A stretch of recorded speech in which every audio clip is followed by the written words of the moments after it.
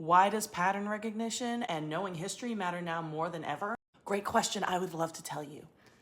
A K-shaped economy is very important to understand. This is what happens after a crisis when one group rises faster, so wealth is growing for them, stocks are surging, assets are appreciating, and another group falls further into stagnancy, debt, and instability.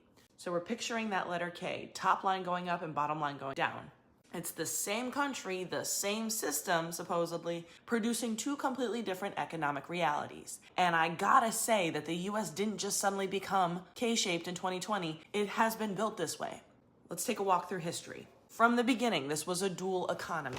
One side was accumulating land capital and ownership. The other side was exploited for labor. Enslaved labor, indentured servitude, landless workers who didn't have assets, etc. In the US, ownership was also always racialized. This is important context. So, enslaved black people were legally classified as property. White wealth literally expanded on balance sheets through black bodies. And you didn't just have to be a slave owner to experience the expanding of white wealth, by the way.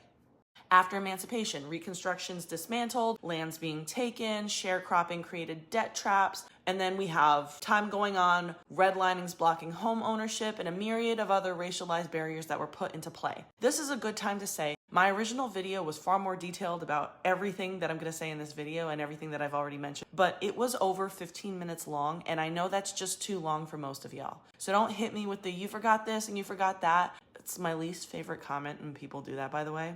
Because I didn't forget, I just have to give the abridged version of history in order to cover a lot of ground and make a point that matches your attention span. If you would like, I can put the longer video on YouTube though. So anyways, we love to romanticize the American middle class, but we also have to remember that the GI Bill and federal housing programs built massive wealth for white families primarily. But black families, and as a byproduct, all POC families, were largely excluded from these appreciating assets. Going back to ownership, okay? If you had access to ownership, you moved up in the K as time was going on. If you were denied access, you stayed in the bottom arm of the K. Then we have the 70s and the 80s hit where manufacturing declines and unions are weakening, wages are slowing, because at the same time we have tax policy and financial markets increasingly favoring capital over labor and wages. And remember, businesses don't care about employees they never have, and they didn't want to be beholden to employees. That's why they wanted to move their businesses to cheaper southern states or move them overseas to exploit elsewhere. So growth shifts from wages to asset inflation at this time. If you own stocks, real estate, or business equity, you benefited and were bailed out a lot, actually. If you lived off wages, you became much more vulnerable in this time because of all of this. That's when modern K-shaped dynamics would intensify, and because ownership was already racially inequitable, the divergence was compounding too. So today, white families hold on average over $1 million more in wealth than black and Latino families. That gap didn't happen by accident. It was a policy. It was the entire history of the US. Here's where economic bubbles come in. K-shaped economies tend to inflate asset bubbles. So when wealth concentrates at the top, that capital has to flow somewhere. That's how money works. It flows into stock, housing, new technology, etc. Prices detach from wage growth and hype replaces fundamentals. In 1920, stock markets booming. People thought this was like a new economic era. There's so much prosperity, but farmers and the working class were already struggling. And then the crash happens. Then we have the Great Depression. Extreme inequity destabilized society and fueled authoritarian movements globally. And then with the dot-com bubble, tech valuations are skyrocketing. When it bursts, trillions evaporated.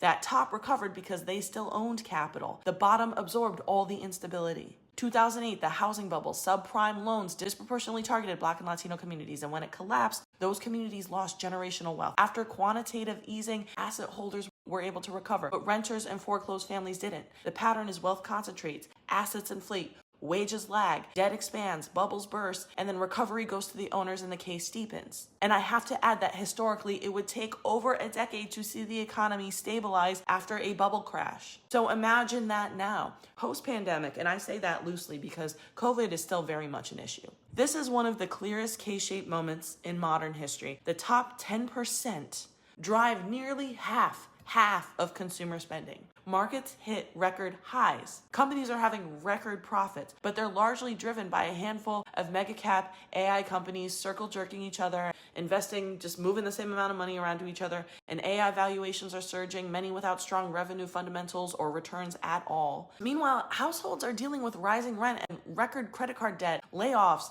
wage growth, and barely keeping up with the cost of living. Even six-figure earners are feeling the pressure of this. Ownership is driving that complete top arm of the K. Debt is sustaining the bottom arm, as it does in history. And because ownership in the US has always been uneven and racialized, technological asset booms risk amplifying existing divides. This isn't just about class, as a lot of you will want to boil it down to. It's class layered on top of historical racial wealth extraction. And here's the bigger context. The US is approaching 250 years old and is in its Pluto returns astrologically. Historically, this is a period associated with power restructuring and institutional reckoning. Empires face decline and fall around this time. The Roman Empire, the British empires, etc. Those are examples that experienced severe inequality and internal instability before weakening at around this time of 250 years. It was always a wealth circle jerk that contributed to the decline heavy as well. It's almost as if we never learned from history ever.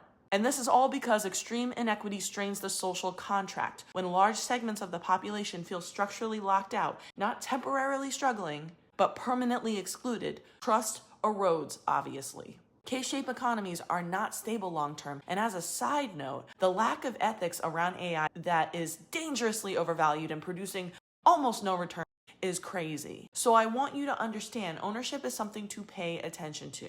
Some people will be like, well, ownership can broaden things or whatever. History shows us that it concentrates this steep K-shape even more because the K has been forming for centuries and it's getting steeper and steeper with more people in the bottom arm. I also want to add that you might own a house, you might own a few houses, you may be drowning in mortgages as well, you may be drowning in rising costs as well too. Because cost of living is crazy right now. Also knowing that more and more people who make well into six figures have to pick up side gigs in order to stay ahead, or at least feel like they can sustain the illusion that any of this is working for them. That is something to consider here very heavily.